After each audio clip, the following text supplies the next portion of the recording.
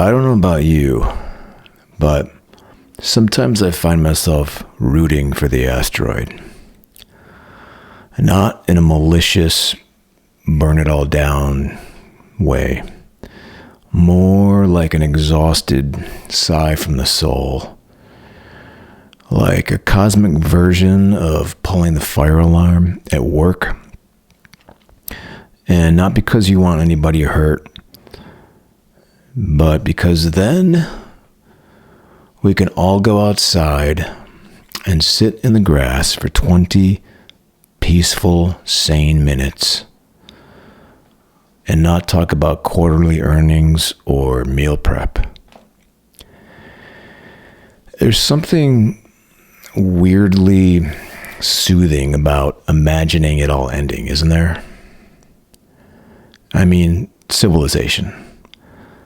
You know, the meetings, the emails, the political arguments between people who can't even remember what they were mad about in the first place. The debt, the grind, the dating apps. Yes, the damn dating apps. It's not that I want the apocalypse. I just want a break.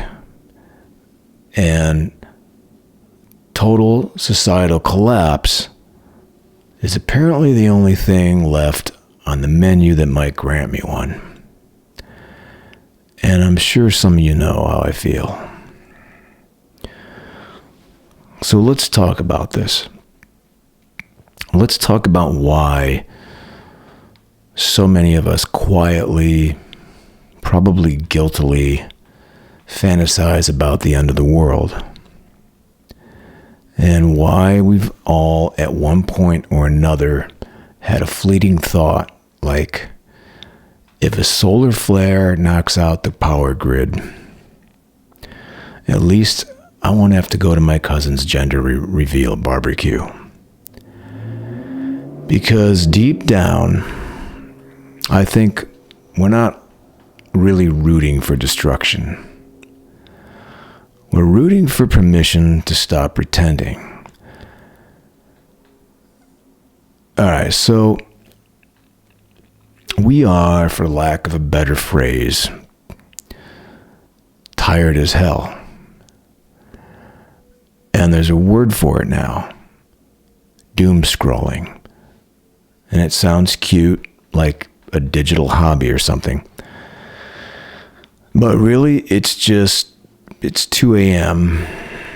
and you're in your underwear scrolling through mushroom clouds and genocide and political collapse and AI doomsday predictions and celebrity divorces, all with the same dead stare you use to microwave leftover pasta. So we've entered a phase of civilization I call apocalypse fatigue. And it's not that we don't believe the end is coming. It's that we've gotten so used to expecting it. We're now low-key annoyed that it hasn't happened yet. Like, if the planet's going to burn, can we at least skip the part where I have to go to work tomorrow? And, this isn't just personal burnout. This is cultural burnout. You see it in the entertainment. I mean, zombies, pandemics, nukes, dystopias, and robot dogs. Let's not forget them. The end of the world, it isn't just a genre anymore.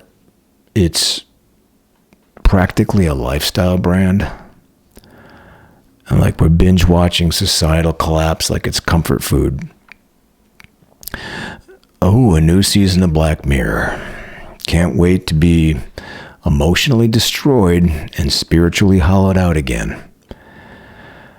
Though I do admit, I enjoy Black Mirror. But here's a darker truth. We don't just watch the end of the world for fun. We romanticize it. And we kind of fantasize about it. And not because we're evil or broken or goth teenagers in adult bodies, but because collapse is starting to sound like a kind of freedom. It's the fantasy of the Great Reset. No more emails, no more awkward Zoom calls, no more productivity apps, no more soft launches on Instagram. Just silence, trees, fire, a bunker full of canned beans, and nobody asking you to circle back ever again. So there's something seductive about the idea that we could all just let go. That we could stop pretending everything's fine. That the pressure to optimize, to be likable and build your brand, all of it might finally dissolve under a mushroom cloud or a solar flare. Or a really well-placed asteroid. Because if we're being truthful with ourselves, modern life feels like a joke someone forgot to tell the punchline to. We're buried under calendars, subscriptions, notifications, bills, side hustles, personal growth goals, dating apps, gym memberships, meal kits, therapy, burnout, eco-anxiety, student debt, social anxiety, career stagnation, and now we have AI coming to steal our jobs while simultaneously writing us poems about our mental health. And yet we're expected to smile through it and grind through it. Manifest abundance and hack your life and embrace the hustle and drink more water and take up cold plunges. And maybe you're just not trying hard enough, Frank. So, of course, the idea of collapse feels like relief. We don't want people to die. We just want a break. We want the machine to stop, and we want the game to end so we can finally stop pretending that we ever understood the rules in the first place.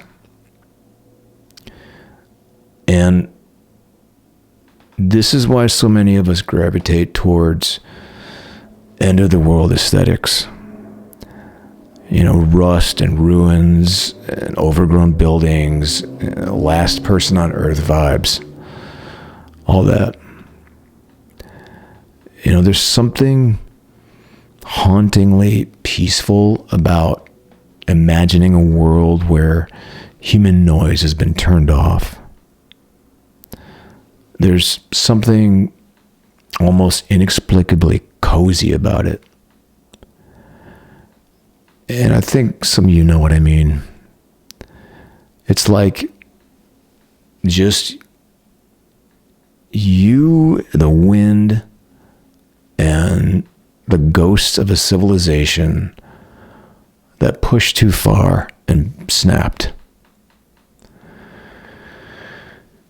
We're not fantasizing about fire. We're fantasizing about quiet, silence.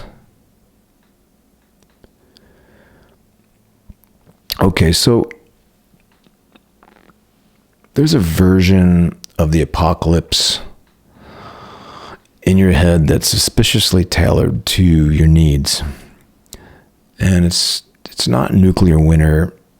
It's not roving bands of cannibals.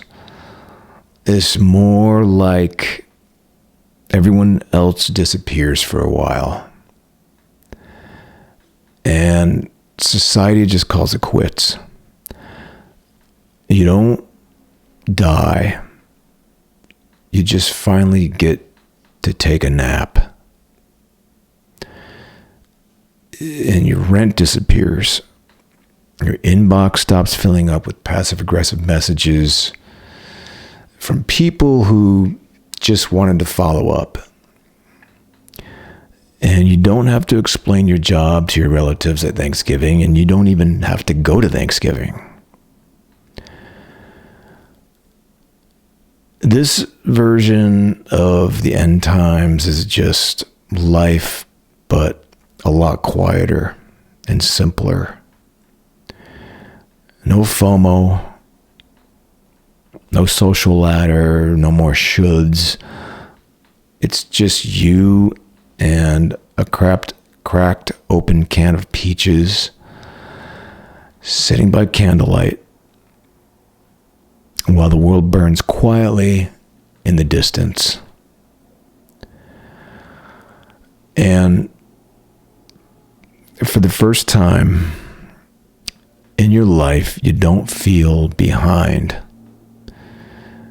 because there's no race left to lose. There's no burden to compete or succeed or any of the other bullshit trappings of modern society.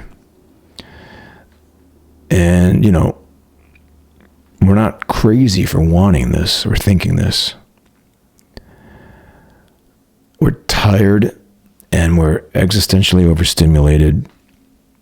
Humans weren't built to absorb this much stress or this much information and noise and just general chaos.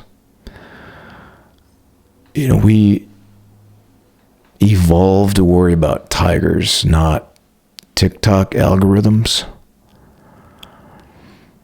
And yet, here we are. We're wired, twitchy, trying to meditate on a yoga mat while our brain quietly screams, "The ice caps are melting and you're still single." So the fantasy of collapse becomes a kind of perverse therapy. A pressure valve, maybe. The only scenario where you're allowed to stop trying so hard without feeling like a failure. Because if the world ends, well, it's not your fault. You didn't answer that email or start your small business or get married. The grid went down and you win by default.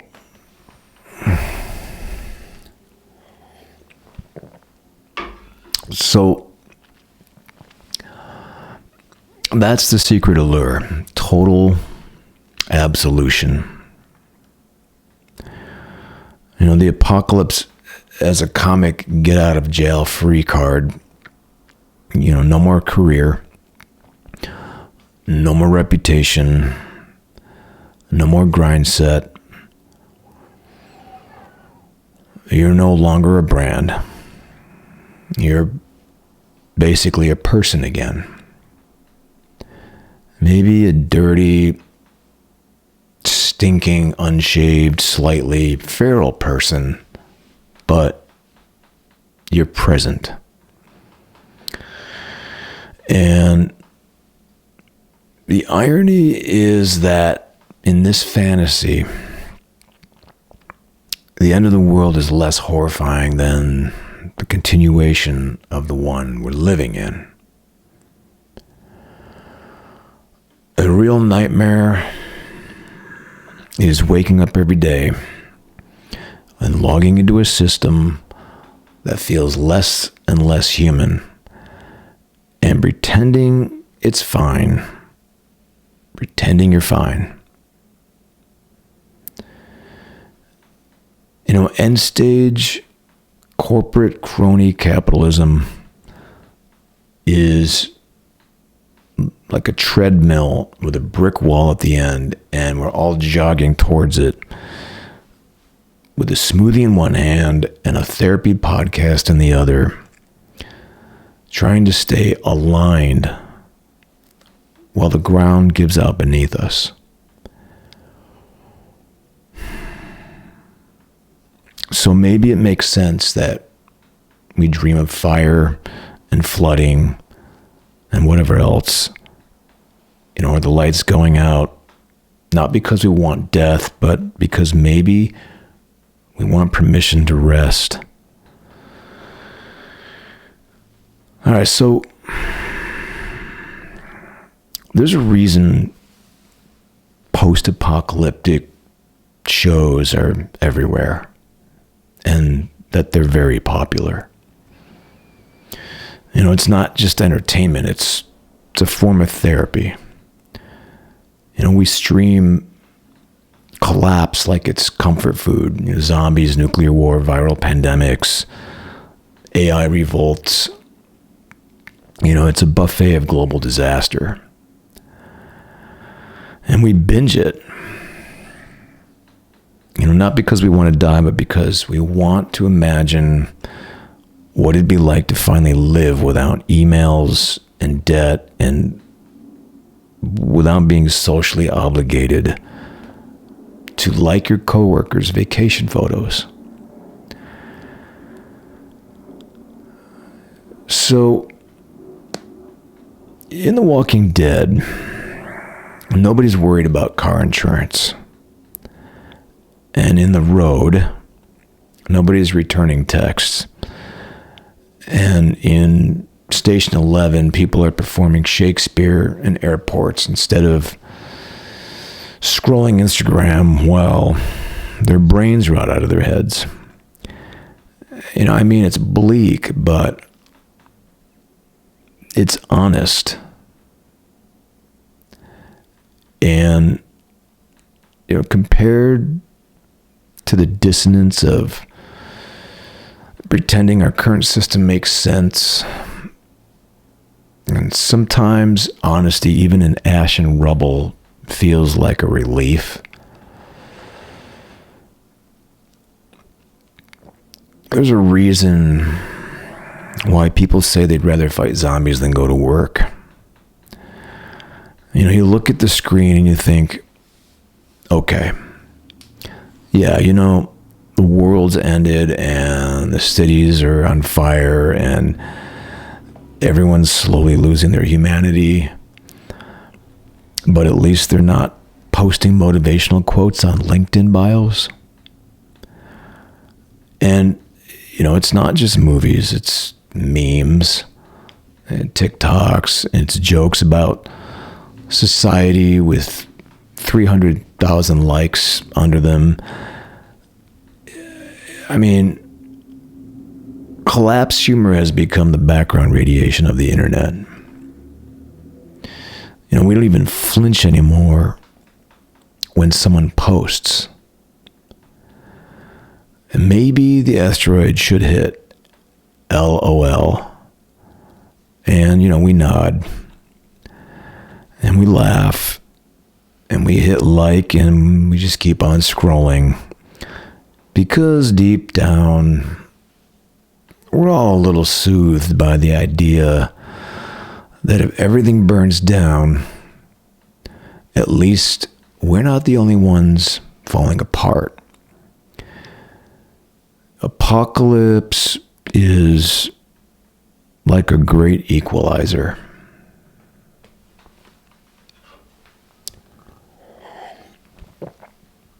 All right, but Here's the thing. We forget while we're chuckling at dystopia memes and buying end of the world candles on Etsy. Some people are already living it. In places like Gaza, the apocalypse isn't a quirky vibe. It's not aesthetic. It's not a meme. It's real. Buildings collapse for real. Children scream for real. There's no Netflix buffering wheel between explosions. When your entire neighborhood is leveled by a drone strike, you're not fantasizing about societal collapse. You're buried under it. In Ukraine, families live underground for weeks.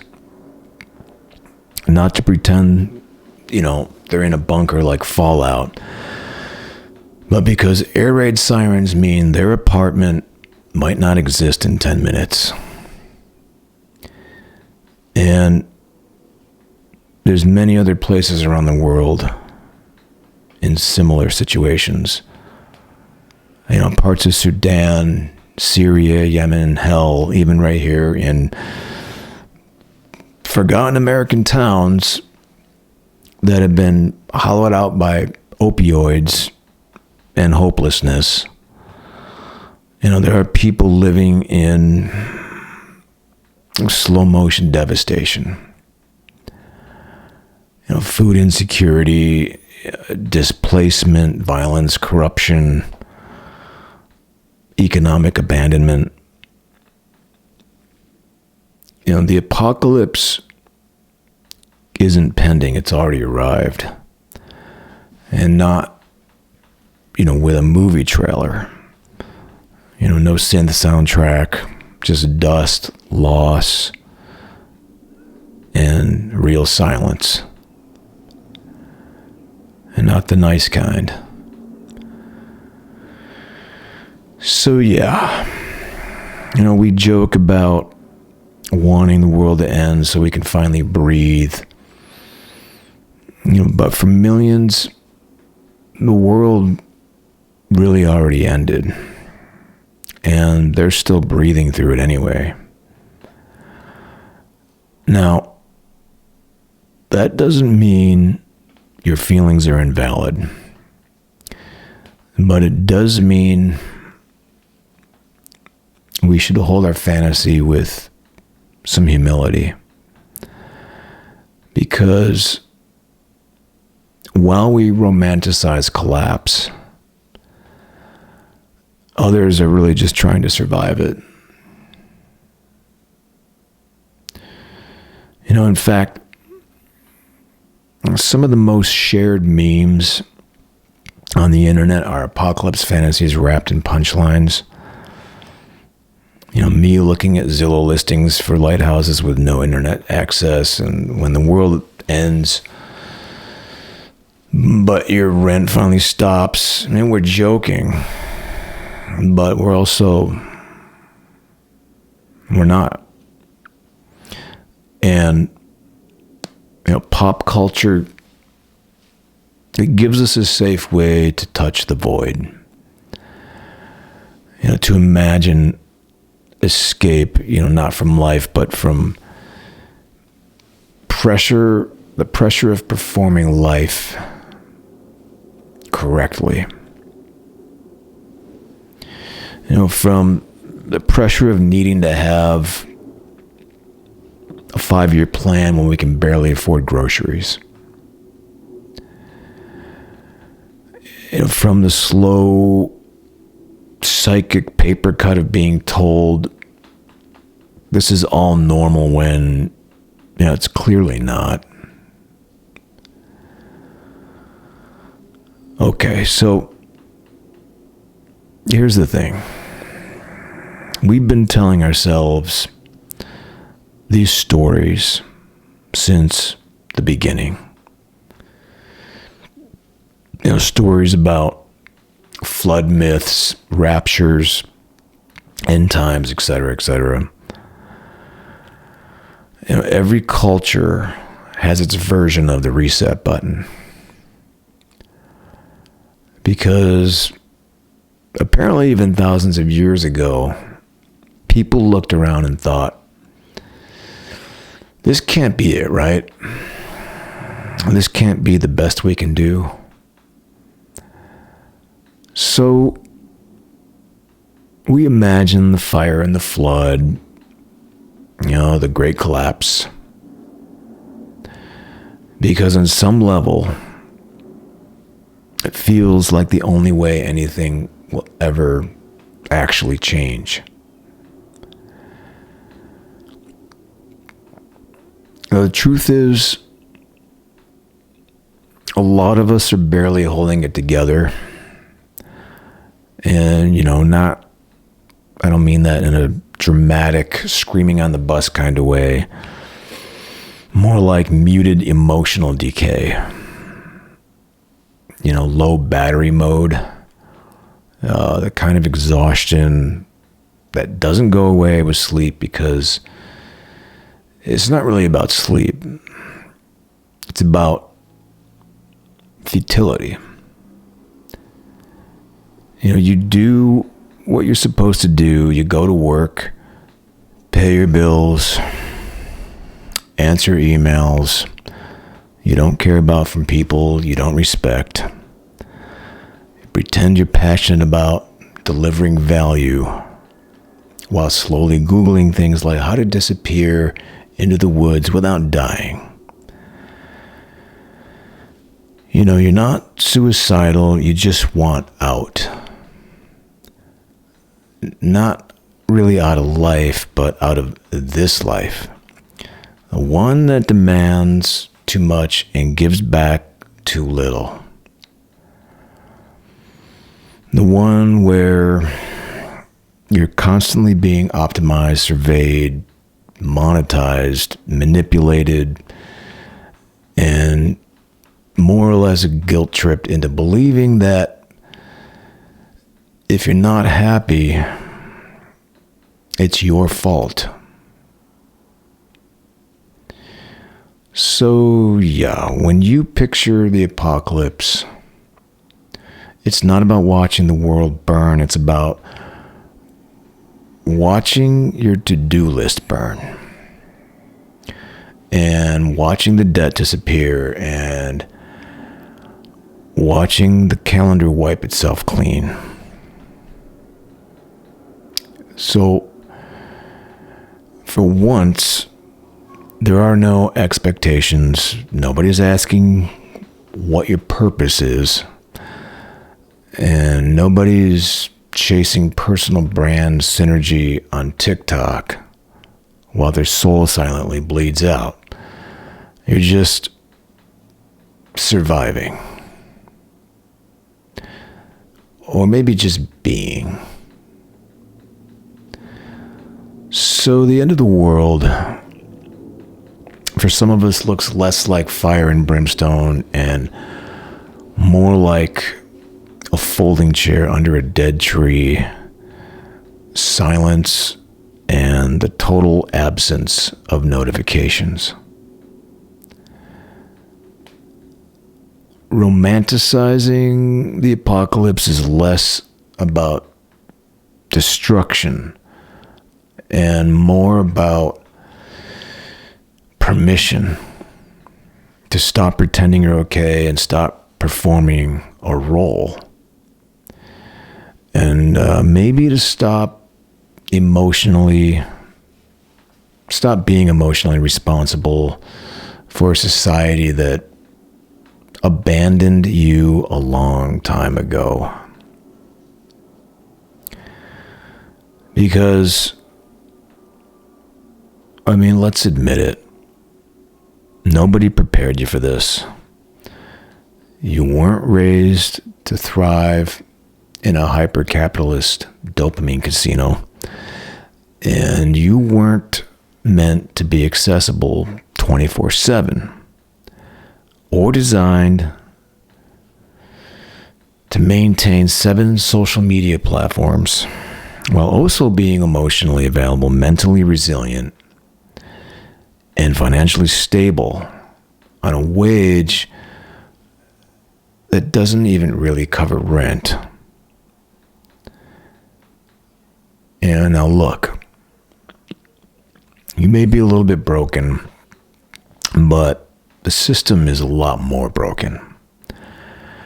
And collapse fantasies are just your brain's way of saying, hey man, maybe it's not me. Maybe this really is just too much. So you imagine an ending. Not because you want death, but because you want peace, actually. And you don't know any other way to get it. All right, so here's a weird thing nobody tells you. You can want the world to end and still love parts of it. The two aren't mutually exclusive. You can want to torch the systems that hollowed you out and still get misty-eyed over your friend's laugh. Or the way the sunlight hits that one cracked window in your kitchen at 4:23 p.m. in the month of June. Or maybe your old dog still thumps his tail when you say his name, even though his legs barely work anymore, sadly. Apocalypse fantasies aren't always about annihilation. Sometimes they're about subtraction. Like, what would be left if we removed all the noise? The false urgency and the unpaid emotional labor of pretending you're fine in a world built for profit margins, not people. What if we destroyed the stage and scrapped the performance and just sat in the rubble for a while? Like you might actually start to feel something. Like your own thoughts, silence, breath, like actual presence. Not the kind that gets commodified into a 10-step mindfulness app. This is where the fantasy turns, where the apocalypse becomes less about collapse and more about clarity. You get to ask, what am I without this job? This phone? This identity I perform so I can stay employed and likable? It's terrifying. But it's also kind of freeing. You stop being a product and you start being a person again. One who gets to say no. One who doesn't have to network or explain or convince or promote or fucking sell something. One who's just alive in a body under a sky on a planet that's probably trying to kill you, but at least it's honest about it. Maybe that's what we're really after here. Not destruction or drama, just honesty. A world that matches the emotional weight of what we're carrying. One that says, Yeah, you're tired. Yeah, this is totally absurd. You're not crazy, you're just awake. And once you're there, on the other side of the fantasy, you're staring into the scorched horizon of what's left. You might notice something strange growing in the ashes. It's not hope exactly, it's more like space, possibility, freedom, the kind that doesn't require branding or bullet journaling or spiritual hashtags. Just space to feel and rest, to imagine something better. All right. So the world didn't end again. Another Monday, another missed meteor. The grid didn't collapse. Your boss is still emailing you at 9:42 p.m. And that vague hope for a righteous inferno remains just out of reach. So now what? What do you do with all this gnawing, unspeakable hunger for obliteration? This quiet, shame-laced desire to just opt out of the simulation. I think you get honest. That's what. You sit down, maybe on your floor, or in the parking lot of a Walgreens at dusk, eating trail mix and contemplating the futility of your LinkedIn profile. I actually deleted mine a year ago. Never used it. And you say, all right, if I can't destroy the world, maybe I can start by destroying a few lies I'm living. Because that's what this is really about. All right, lie number 1. You have to be productive to matter. Lie number 2. Your worth is defined by how useful you are to the system. Lie number 3. If you just buy the right planner, or the right protein powder, or a guided breathwork course, you'll finally feel okay.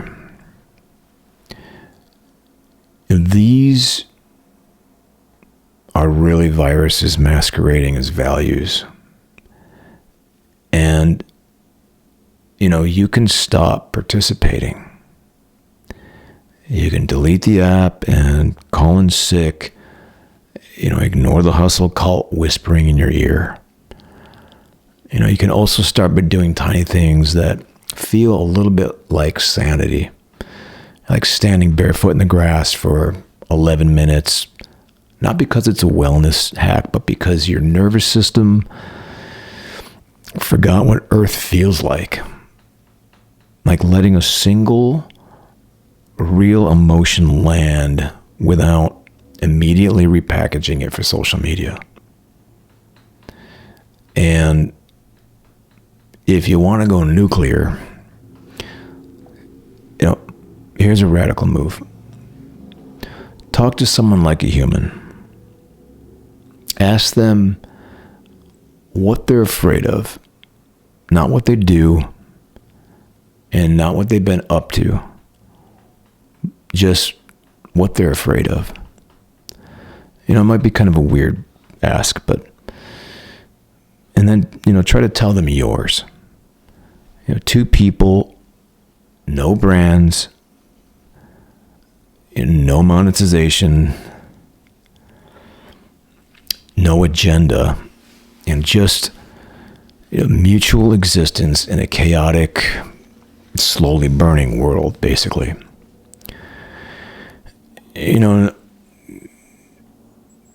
you may not get the apocalypse you wanted, but you can still dismantle a few things, you know, silently from the inside. You know, like a friendly saboteur. You know, you don't have to fix the world. You know, you don't have to fix yourself. You just have to stop lying. You know, that alone is, I think, revolutionary. Okay, so here we are. No mushroom cloud, no EMP blast, or AI uprising. Unless you count your phone auto-correcting I love you to I live you, which is honestly more accurate anyway. Still, something in you aches for an ending of sorts. You know, and not just the world's ending, but an ending to all this trying. You know, this endless effort, the expectations, the fake smiles, you know, the pressure to look like you're thriving while quietly Googling how to disappear, but like legally. You know, guilty as charged. You know, maybe the apocalypse we wanted wasn't really about destruction. You know, maybe it was about silence. You know, the relief of no longer being expected to do or be anything impressive. You know, the great cosmic permission slip to just exist. And maybe the reason it hurts so much to keep going is because we were never really meant to live like this. Chronically overstimulated and spiritually malnourished, socially fragmented, and deeply terrified to being bored or alone with our thoughts. You know, maybe the real dystopia is this performance of normalcy that we're all doing day in, day out. You know, the dead-eyed, I'm fine, when, you know, you say you're clearly unraveling inside. You know, the 7-hour screen time reports, or the fact that, you know, your neighbors have names you'll never know because you live in a pod and you get your needs met by apps. All right, here's a little secret. The world doesn't have to end for things to change. You know, you don't have to burn your life down to feel peace. You just have to stop trying to live someone else's version of meaning. You know, you can romanticize the end all you want, but if you really want peace, start subtracting. Subtract the noise, you know, the striving, and subtract the fake urgency, you know, the social climbing, and all the endless comparisons, the productivity hacks, the sterile, spiritually bankrupt rituals of modern life. And once you do, you know, you might find something underneath, something alive, something that was there before you learned how to pretend. Maybe something that's not very impressive on paper, but it feels real. Like a quiet of a Tuesday night with no notifications, like knowing one person who actually gets you, laughing until you cry about absolutely nothing, not needing a catastrophe to give yourself permission to breathe. You don't need the world to end. You just need a reason to stay. And sometimes that reason is really simply this.